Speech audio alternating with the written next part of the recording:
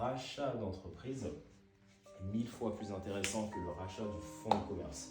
Par contre, l'avantage du rachat du fonds de commerce, c'est que si jamais la boîte a eu des petits problèmes dans le passé, etc., tu repars sur une nouvelle page avec le meilleur côté de la chose et le mauvais côté, tu es dissocié évidemment du bon côté.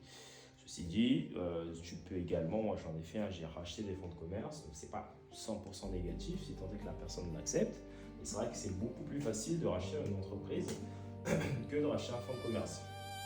Après, les brokers ne maîtrisent pas ces sujets-là, donc ils ont juste la vision de base que je vous disais, à savoir la sécurité entre guillemets. Comme je vous disais, même au niveau de la sécurité, en vrai, en mettant une garantie actif-passif, pour te protéger de ce qui a été fait en amont avant la cession, eh bien, tu viens, entre guillemets, résoudre ce problème.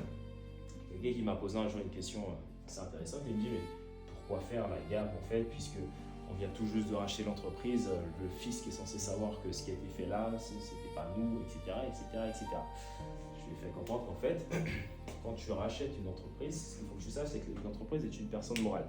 Quand tu la reprends, elle ne cesse d'exister. C'est-à-dire qu'en fait, c'est pas toi que tu es racheté, que tu n'es pas racheté, c'est pas toi le sujet, c'est elle, sa vie à elle. Si elle a eu à faire des choses dans le passé, eh bien, si celle-ci a été rachetée, eh bien, sa vie, ses antécédents continuent d'exister en fait. Et pour justement dissocier le passé du présent, il y a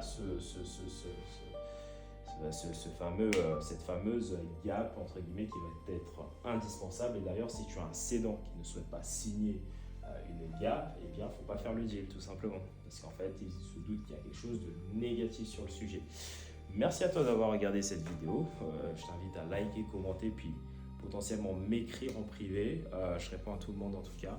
Et si tu souhaites racheter ta première boîte sans capital, sans apport et sans passer par la case bancaire, n'hésite pas à m'écrire en privé. Et si j'ai encore de la place, eh ben, on pourra tout simplement avancer sur ton projet. Merci à toi.